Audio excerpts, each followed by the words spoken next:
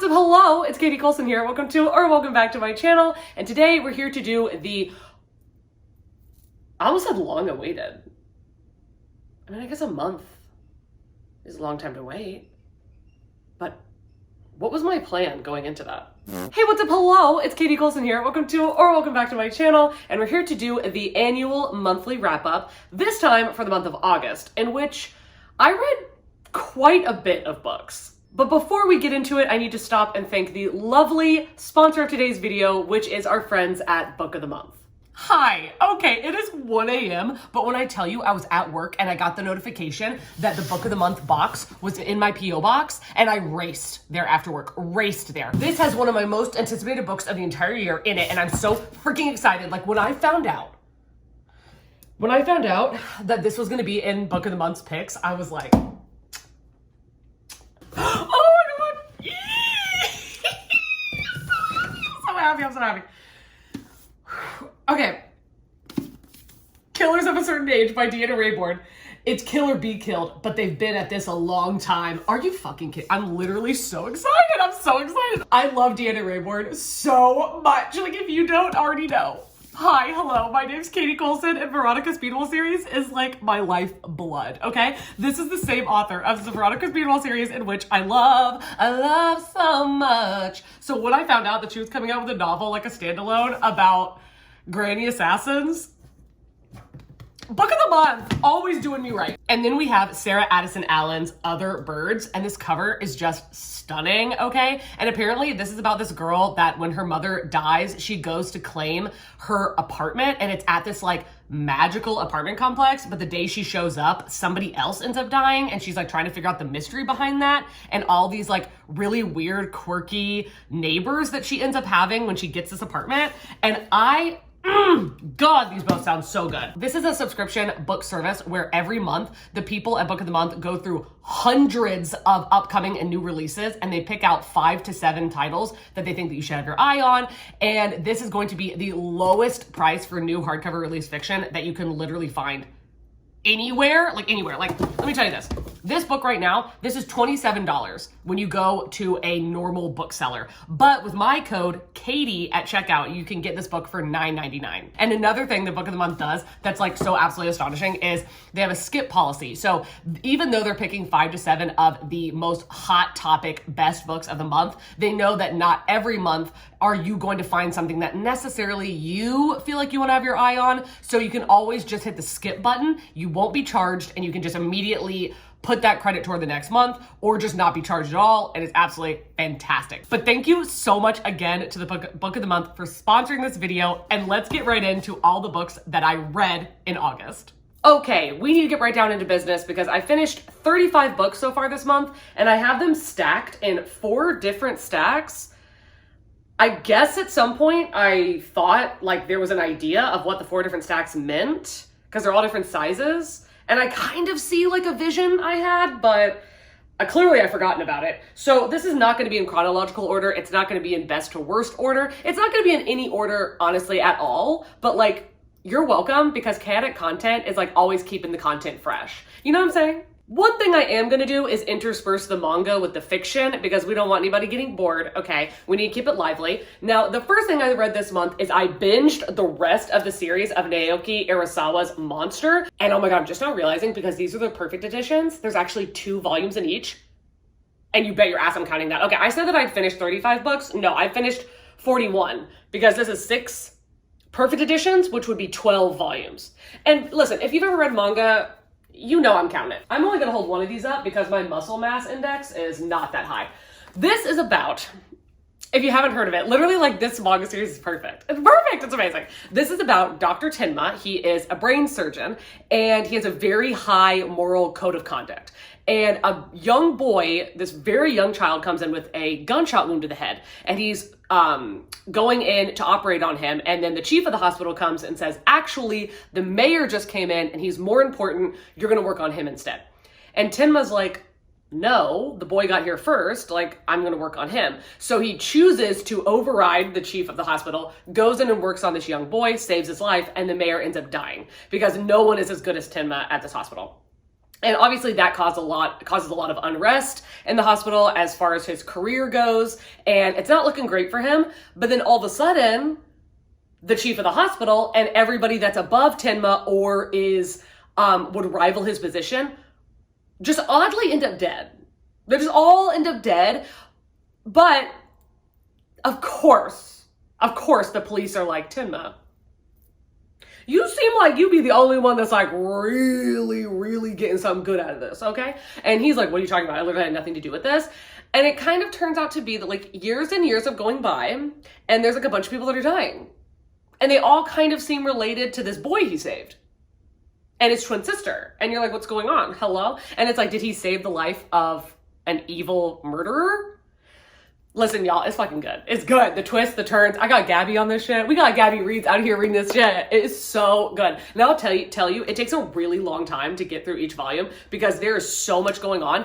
And I'm not somebody that like, I don't retain like any sort of information about historical events or just history in its entirety. And this is a lot about like the fall of the Berlin Wall and like a lot of German historical events and stuff. So that stuff kind of went over my head, but I still had such an amazing time reading this. Like, I don't feel like you have to be well-versed in that subject to give this 5 stars, but you're gonna like it even more if you understand that kind of stuff. Do you know what I'm saying? But I'll tell you that I did not give a single volume in this entire series, 1 through 9, less than 4 stars, most of them being 5 stars. I highly recommend. And then for my first fiction read of the month, I have Ordinary Monsters by Gel? I mean, who knows what his first name is? It could be Gel. Gel Mel Miro. No. Ordinary Monsters by J.M. Miro. This cover is absolutely stunning. It's absolutely stunning. And then the guy's voice, if you just go listen to a sample of the narrator for this, sexual feelings when you're listening to this book, it's stunning. Now, I'm going to, before I even get in farther into it, tell you I gave this 3 stars. I thought it was fine. I think that there are a lot of parts of this book that were 5 stars, but for me, specifically as a reader, it was too long. It was drawn out. It was so much like exposition, so much just building and building and building, where this really was, in my opinion, a prologue to whatever's going to happen in the future. And that's a pretty goddamn long prologue, y'all. Like, this is a chunky boy. This is huge. And when I tell you, okay, let me just tell you what it's about before I'm like out here spoiling shit. You're following Charlie and Marlo, and Charlie's a 16-year-old boy, and Marlo is like a foundling, so like a baby in the beginning. And they both have powers that they don't understand, and they don't understand why they have them. And this like unsuspecting female detective gets roped in to finding them and like kind of rescuing them / kidnapping them from their environments to take them all the way across like Victorian England to this place that's like a school where they have a bunch of kids who have powers, and they're trying to like basically raise them to fight off this like shadow demon thing. But when I tell you, you literally spend like this much of the book just traveling to England. I'm like, oh my God, this is like that one Harry Potter book where all of it was just them camping. That's what this was like. Like, on here, don't get me wrong, like, it's very well written. It's very atmospheric. The world building, I'm not a world building girl. I don't care. I do not care about world building.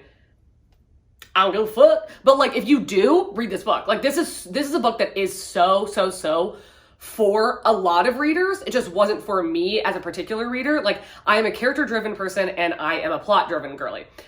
This, while it has those things, the world building is the main thing, and I don't care. And also,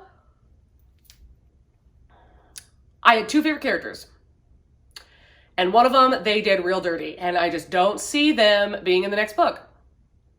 I mean, magic exists. I'm sure that they could find a way, but I just don't see it happening, and I am salty about it. I am salty.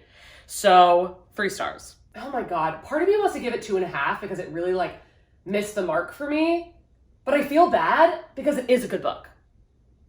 So I'm gonna give it 3. No, I've changed my mind, 2.5 stars. It was 2.5 stars, cut the clip, 2.5 stars, no takes backsies. Next, I have Swordheart by T. Kingfisher, who has swiftly become a favorite author of all time.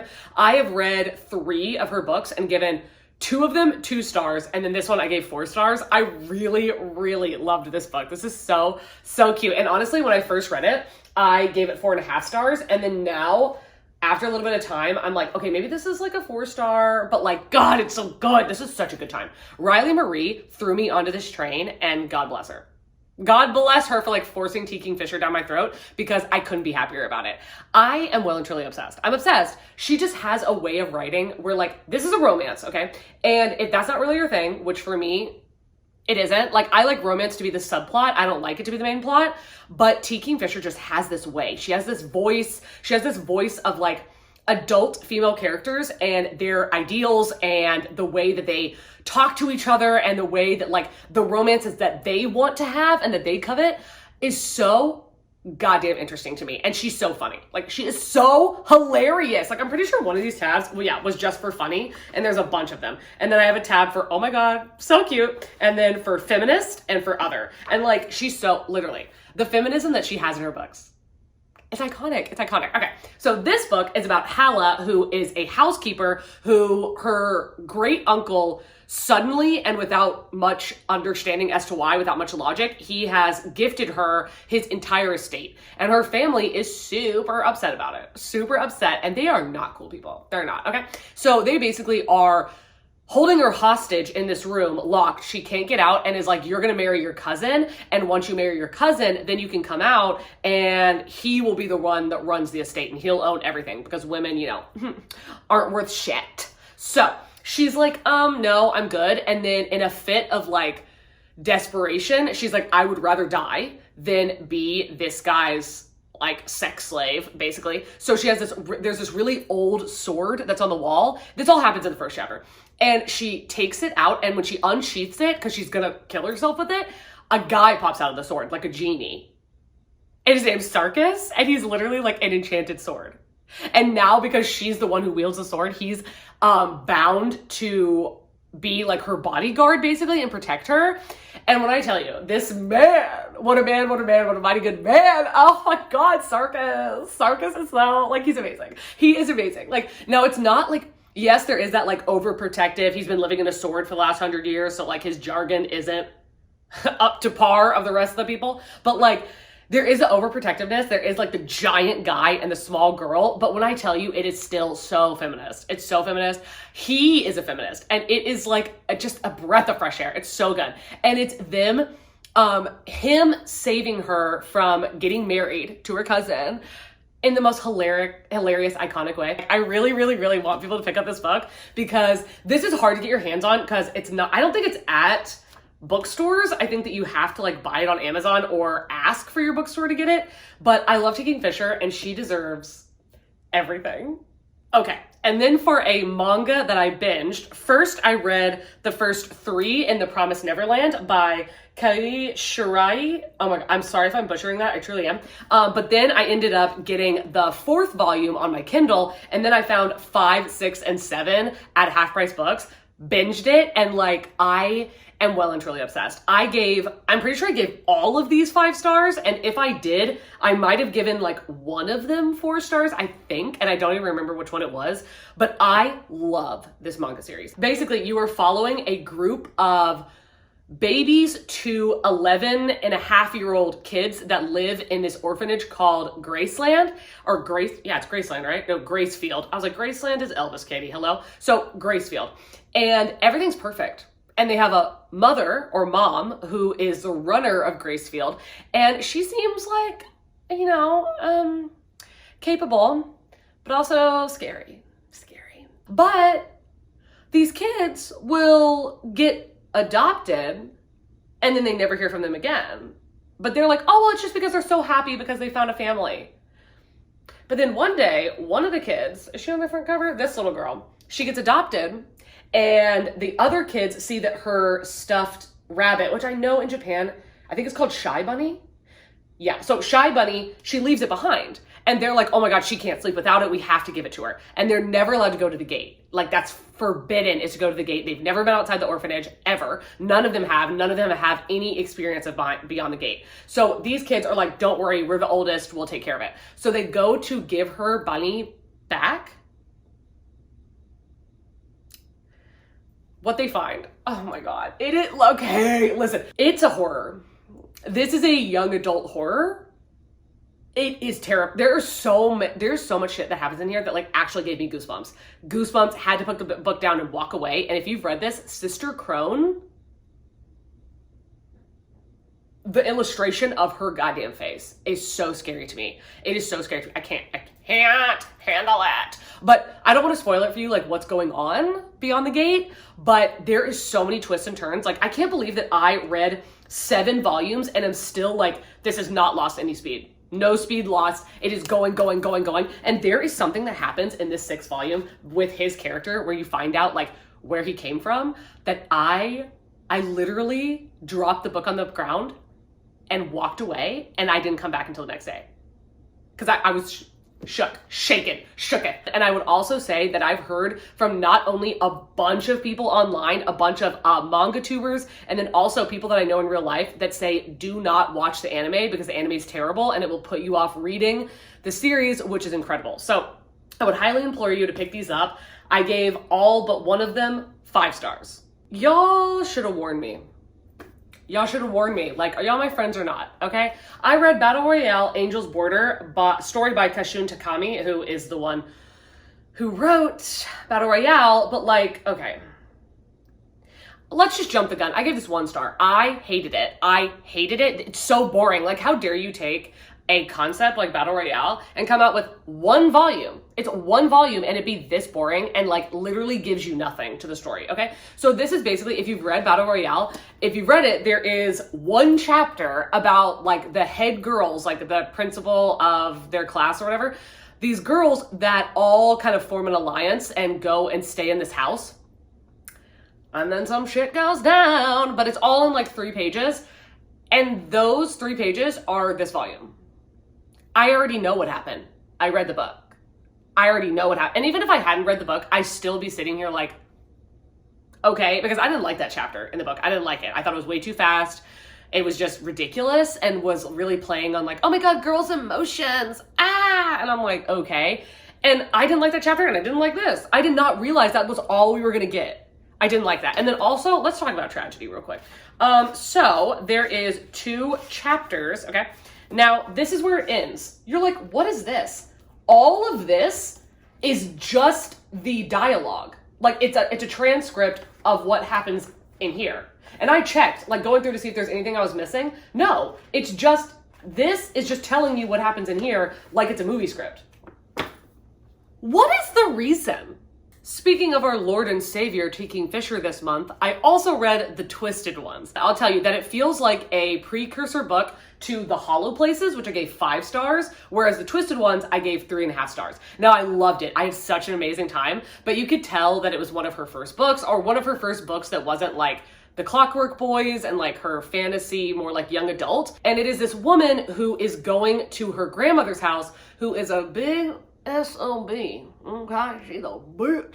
And she's trying to clear out the house. So she goes there and there are these really weird like deer, like tree effigies in the back of the backyard of her grandmother's old house. But then when she goes in the woods, she sees more of them. And there's this huge like rumor about a girl in the town who, when she looked twice at one of these effigies, she got pregnant and then just disappeared. And everybody thinks she ran away from home. Miss Ma'am, you know she didn't run away from home. Miss Ma'am, this girl did not look 2 times at no freaking deer skull on a tree and then get pregnant and then disappear, like run away. No, there's some demonic shit going on in this book and it is scary. Like, in my opinion, T. Fisher has a way of scaring you with her writing style. I don't know what it is. Maybe it's just me. I haven't heard other people talk about it because I feel like the reviews that I see for The Twisted Ones and The Hollow Places are, this wasn't scary. And I'm like, what are y'all talking about? Yes, it is. Like, it's not like horror, like, oh my God, people getting their like arms ripped off, but it's like, it's horror. I don't know. It's scary to me. I loved it. And I also think that there's so much that happens in The Twisted Ones that you could tell that when T. Fisher was writing it, she was like, okay, I like that. But then at the end of the book, realized that a lot of things like didn't necessarily make a bunch of sense or didn't connect the way she wanted it to, and she recycled them into the hollow places. Now, one of the non-spoilery things that I can say along that line is that the main character in the Twisted Ones, while I'm forgetting what her actual name was, it was like Mary, I don't know, but it started with an M. And her family called her Mouse. Now, in the hollow places, the main character's name's like Karen or something, but they call her Carrot. And I'm like, that's so closely tied together, but I loved that in the hollow places. And I'm like, okay, I see where she got the idea in the Twisted Ones. And then also, she has a dog in the Twisted Ones, and she keeps having this like fear that's not really related to anything, but she keeps having this fear that she's going to turn around and her dog is going to be like a skeleton. Like it's just going to be like a skeleton of a dog that's held together by like who knows what. And then in Nettle and Bone, that's a big thing, is that the character creates a dog out of bones that's held together by like magic, who knows what, and that's her dog, her bone dog. And I was like, okay, I see where she got this idea in the Twisted Ones. And then she fleshed it out in Nettle and Bone. So yeah, I gave it 3.5 stars. Love T. Kingfisher. This was her earlier work, and it wasn't as good as the other stuff, but still flawless. And then I listened to the audiobook of I'm Glad My Mom Died by Jeanette McCurtry, and oh dear Lord, I don't know how I can convey how I felt about this book or what this book is about without it sounding like, oh, okay, it's a memoir. No, it's so good. Like, I don't feel like my words can do it justice. I ended up listening to this I started it at midnight and I stayed up until 5 a.m. because I needed to know what was gonna happen. So if you don't know who Jeanette McCurtry is, we're not the same age. That's for sure. But I definitely grew up with her being my favorite character on iCarly. I loved Sam so much. And growing up and like reading this book, I could definitely never watch that show again. Ever. Like, Dan, that man, sickening. And listen, she's not even the first story that's come out about this man. This man is disgusting. Anyway, this is about Jeanette McCurtry, and her mother had a very manipulative, like, oh my God, gatekeep, gaslight, girl boss. Her mom was, it's so terrifying. Hearing the way in which her mom manipulated her love and manipulated her entire existence to forcing Jeanette to do whatever she wanted to. And she wanted her to be an actor because Jeanette's mom always wanted to be an actor and she never had the opportunity. So she forces Jeanette into these situations that she's incredibly uncomfortable about. She doesn't want to do it, but she wants to make her mom happy. And then her mom wanted her to be controllable and she wanted her to be like a child star. So as Jeanette was growing up, the things that her mom did to force her to act like a child and look like a child, literally, the only thing that I feel like it says, like trigger content that it says in the summary that I can say without spoiling it, is that she forces Jeanette into like teaching her how to have an eating disorder and how to be anorexic so that she can be as tiny as possible so that she will look like a child. It's horrifying. It's so horrifying. Like, this book is traumatizing. It's harrowing. I could not stop talking about it with everybody that I came in contact with, and almost every single person that I said the book title, everybody knew what it was. I know Jeanette's not watching this, but if you are, I hope you literally find every ounce of happiness you can possibly find in this life. And I gave this book 5 stars. And then I listened to Just Like Home by Sarah Gailey. And do you see this cover? This is hands down the prettiest cover I've ever seen in my entire life. Period. Like, I'm not a pink girly, but sometimes pink can hit right, and this hits right. Like, Pepto-Bismol pink with blood dripping down it. Oh my God, my heart is racing. I'm obsessed. So when I went into this, I had a lot of people telling me that the ending was really bad. And while I was reading it, I was like, I don't understand why people are liking this book. Like, I like it. Where's it going? Oh my God. And I kept thinking, like, when is it going to disappoint me? And it did. It really did. It really did. It really did. I see now. I don't know why I was sitting here acting like everybody was going to be wrong and I was going to be like the one person who gave this book 5 stars. No, 2 stars. 2 stars. The ending is truly bad. The ending is so, like, I don't feel like Sarah Gailey had any idea what she was going to do in the end. And then she'd strung it out for so long that she was like, oh, wait, shit, this is the end of the book. And just went, okay. And you were like, that's it? Okay, anyway, this is about a girl who has a serial killer for a father, okay? And he basically kind of, he built their house so that he could have like a murder basement, but then her bedroom is right above the basement. And you're following her as a child and then also as an adult. And as a child, like trying to figure out what her dad's doing and like all this different stuff and how that affected her childhood and her life. But then also having an amazing relationship with her father. Like the relationship between them is fantastically written. It's so good. But then the relationship with her mom is very fraught, intense, and you're really struggling to figure out like what's going on and why her mother seems to have so much disdain for her. And then especially as an adult where her mom is dying and she has to go back because she's trying to get her will in order and get all the paperwork done and the house sorted out before her mom dies. Now, some weird shit's going on, you know, and you really spend the entire book trying to figure out what the point is.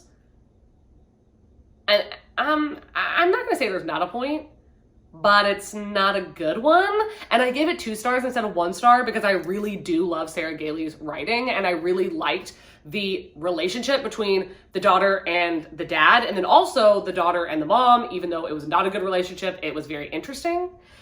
So I gave it 2 stars.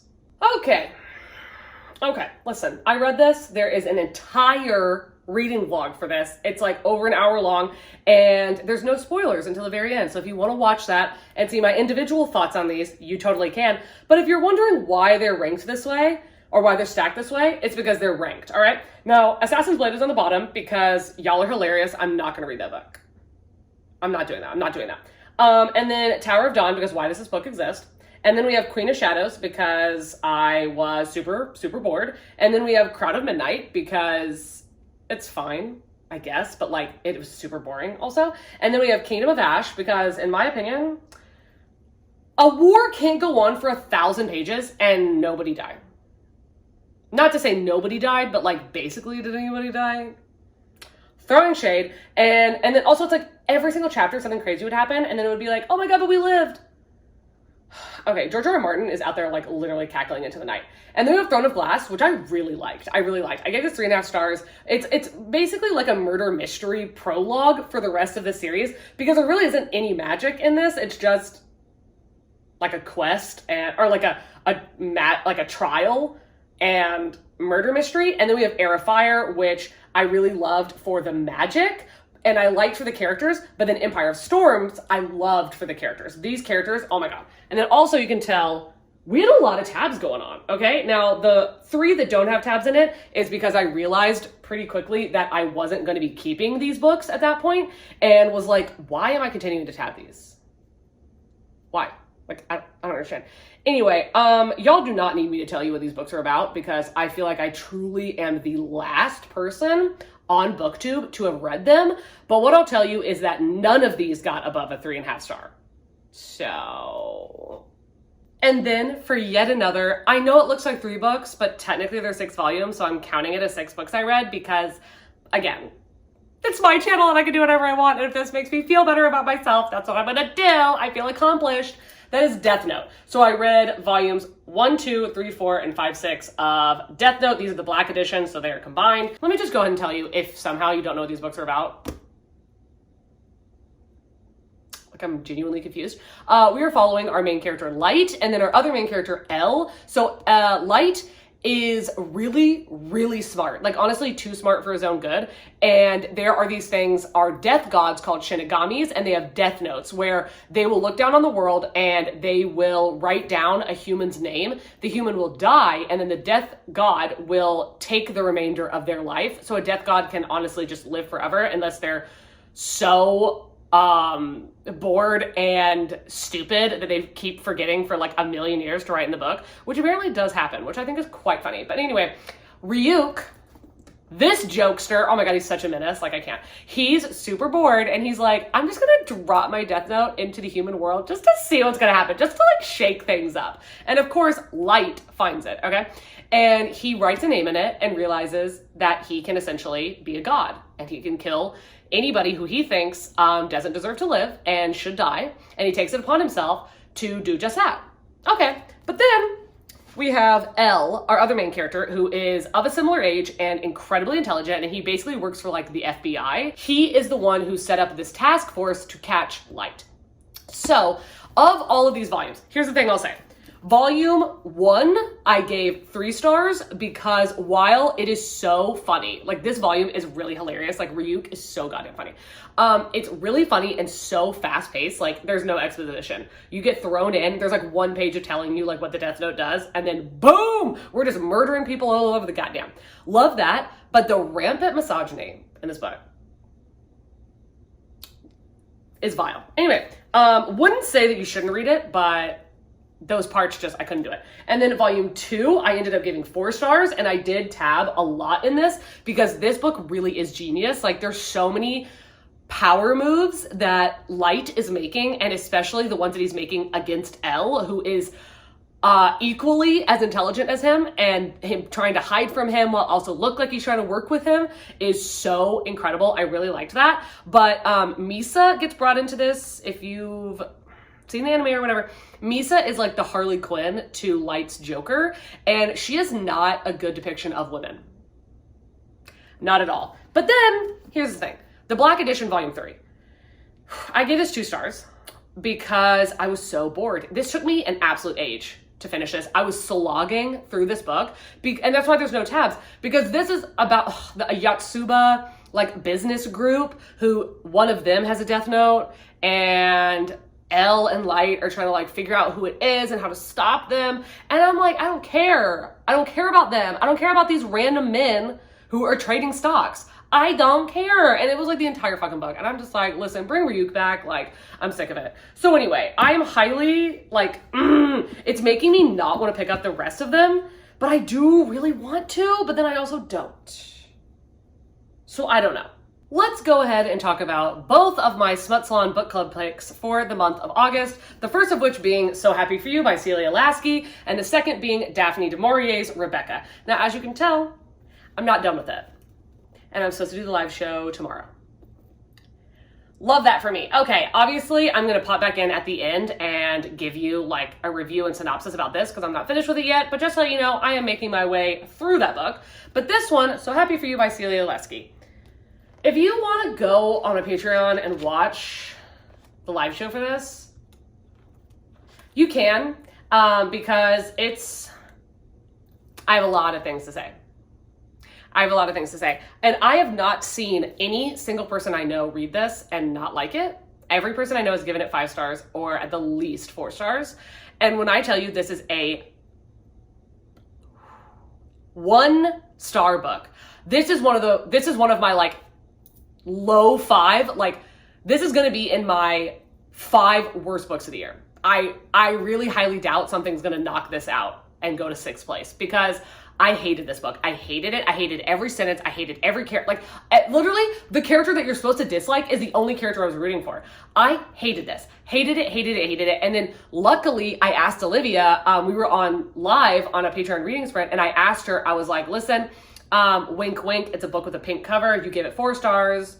Listen, I gave it 1 star. Explain to me why you liked this book because there's something I'm not understanding. And luckily, like, she did explain to me the view that she had while she was reading it. And when she did that, I was like, okay, I see how other people could read this and like interpret it in a different way than me, but I'm still giving it 1 star because the reading experience I had, I was so angry, and I do not feel that I am wrong in my reading experience. I just think that it happens to be something that really pisses me off, and apparently it doesn't piss other people off. But this is supposed to be about this girl who used to, a long time ago, be best friends with this girl, okay? But then they have grown well and truly apart. But this girl comes and she's obsessed with marriage, getting married. She wants a happily ever after. But then the main character is gay and has a partner and doesn't want to be married.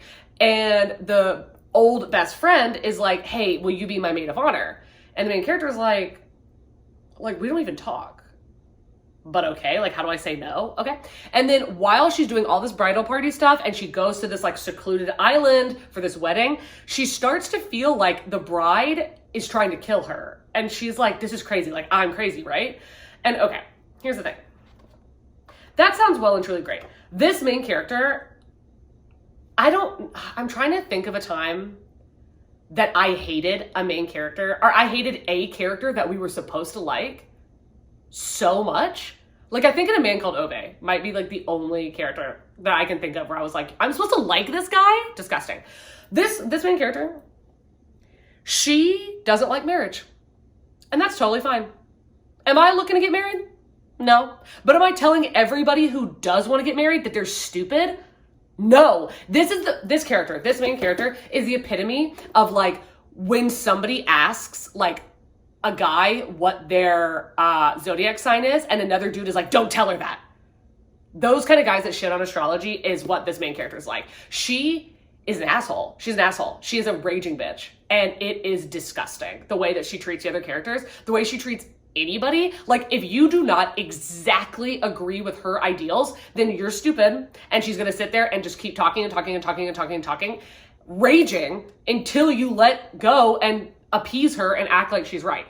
It's disgusting. So like, she basically keeps treating this other character like her best friend, which like Celia Lasky really fucked up in this by making it like, oh, they used to be best friends where I can't see it. I don't see it. I don't see them being friends. I don't understand it. Okay. And then also like, if they were friends so long ago and they've grown apart, why am I supposed to care about them like fighting for each other in any sort of way? I don't. Y'all don't like each other anymore. You're not fit to be friends. Whatever. Okay. I just hated her guts. Literally, okay, I'll only say one more thing because I have a lot of things to say and I'm about to do it tomorrow on Patreon. But one thing, there's a part in this book where one of the ladies in the bridal party mentions that her kids are not vaccinated. And the main character is like, what are you talking about? Oh my God, blah, blah, blah. And the lady is like, oh, well, it's just not for me, and walks away. She doesn't get mad. She doesn't tell the main character that she's wrong or whatever, but the main character is like raging out. And because the woman walks away, she takes it upon herself to leave the bridal party activities to go to a Barnes & Noble. I mean, it says bookstore, but we all know. Go to a Barnes & Noble to buy books on like, basically like telling you that you have to be vaccinated and all the terrible things of if you're not vaccinated, and then comes back to the bridal party when she's as the maid of honor, missed a huge integral part, which she was supposed to be there for, but no, she had to go to the bookstore, and then puts them in front of this woman and is like, oh, basically saying like, I had to educate you. Like, I'm not doing my service, like as a human being, if I don't educate you on getting your kids vaccinated. And the woman just really calmly says, go fuck yourself, and walks away. Here's the thing. I personally do believe in vaccination. I do believe in that. If I had kids, I would vaccinate them. But if somebody else told me that they weren't going to do that, I would be like, why? Or explain to me why so I can see the other side. I wouldn't rage and be like, you're an idiot. Oh my God. And then run to the bookstore to try to like prove my point and buy books to put in your lap in front of a group of people and say you're wrong and stupid. That's disgusting. That's so rude. This woman was not trying to have an argument. Okay, I'm sorry. I'm raging. 1 star. To round out this month, I finished not only by reading a fiction book, but by reading it twice back to back. And that is The End of Men by Christina, Sweeney, Baird. I'm going to stop and tell you that I truly don't understand why this doesn't have higher ratings. Like, I'm not telling you that this is like, oh my God, it's 5 stars. It's absolutely amazing. But like, this deserves higher ratings. I gave it 4 stars both times I read it. I freaking loved it. And the reason I went back to reread it was because I wanted to tab. Oh my God, there's a spider? There's a spider on my book. Hold on. Sorry, had to go take care of that. There was a tiny little white spider on my book. That was very strange. Anyway, this is The End of Men, and it is basically, all it says is only men carry the virus, only women can save us. And when I saw that, I was like, oh my God, this is gonna be like feminist, iconic, oh my God. And what I did not see coming, which how did I not see this coming? I don't understand. I did not anticipate how sad this book was gonna be. And it was so sad. And like, I think that this is probably like a me thing, but I was tearing up through most of this book, both times I read it, like tearing up. Oh my God, not like, oh my God, I'm sobbing, but like being like, okay, because it's so goddamn sad. Because this is basically like where it's like a panorama, like the corona, but it only affects men, and it goes through and it wipes out 90% of men.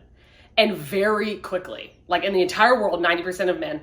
And this really takes a deep dive of what the world would look like if women were the majority and if women were in charge, and how so much of the world is dedicated to set up for success for men. And like one of the tabs is just talking about science and like how there was one where I was like, okay, so this talks about that after this plague goes around, the newest iPhone is as small as iPhones of a decade ago because Apple realized that women have smaller hands than men. Who knew? And so the tablet-sized monstrosities they expected everyone to buy didn't fit in women's pockets or hands. So that, and then it says women are now 50% less likely to die of heart attacks because treatment protocols have changed to recognize the different symptoms men and women experience. The first drug ever to treat endometriosis has been discovered, female police officers, firefighters, and members of the armed forces are now less likely to die doing their jobs because they have uniforms designed for them, rather than simply wearing small men's Kevlar vests, boots, helmets, and uniforms that don't fit. Like, that's just like an info dump, but it was shocking to me. And like, you can tell she did research into this, okay? Like, Christina is a litigation lawyer and she's not a full-time author. And I was watching all these interviews of her and she was like, I would never be a full-time author, but she wrote this in 2019, or she wrote this in 2018, I believed, and then it was being edited in 2019 and it came out in 2020. So this came out before COVID. I did not know that. So when I finished reading it the first time, I was looking up the interviews, saw that, and then went back to reread it, and I was like, she's a genius. The one thing that I think is the main reason why this is not 5 stars is that there's way too many characters. They all have like very white names, even though technically all of the characters are from different countries. They all read very white. Like there's one character that's black that I swear they didn't mention that she was black until like this far into the book. And I was like, did you randomly put representation in there or did you just forget to tell us? I'm confused. But anyway, there is just so many iconic women in this book. There are women that make decisions that are not so savory, but you're still like, yes, get your dues, get your dues. And then there's women who are like just so wanting to save their children, wanting to save their husbands. Like there's a guy in this book, there's not many male characters you get the point of view of, but one of them, Toby, is stranded on like a cruise ship because he wanted to go on this cruise ship with his twin brother. And then when all the shit went down, he was like, I'm not coming back. And the captain is like, we're not going back. We're going to stay there. And they end up, they're on this ship for like, I'm not going to spoil it, but like they're there for a very long time and people are slowly dying because there's not enough food to go around. And there's, people are dying of a lack of insulin. They're committing suicide. And you're following like all through letters that he's writing to his wife. And it's so heartbreaking. Like, oh my God, it's so sad. It's literally like, it's like you're reading from somebody who is writing about the Titanic sinking, but it lasts for years. It's sad. Anyway, I love this book. I gave it 4 stars both times, and I really highly recommend for you to pick it up because I think that the Goodreads ratings might kind of steer people away because I think it has like a 3.6. But trust me, it's fantastic. Okay, guys, that is going to wrap it up for the month of August. I can't believe I read so many books. Like, I didn't think that I was reading that much, but I'm always wrong. Always wrong. I want to say thank you again to Book of the Month for sponsoring this video. I so appreciate it. And I want to thank all of you, for anyone who has signed up for my Patreon, for anyone who has subscribed to this channel. I well and truly appreciate it. Thank you so much from the bottom of my heart. It is just absolutely phenomenal to me and it surprises me every single day. And I want to let you know that if you want to subscribe to my Patreon, if you want to subscribe to this channel, and if you want to follow me on Instagram or Goodreads, all of those links are going to be down below if you so choose. It's your world, you know, you do what you want to, but I hope that all of you are having an amazing day, evening, night, dusk, dawn, whatever it is you're having in whatever part of the world you are currently having it in. And I will see you in a video coming very soon. Bye.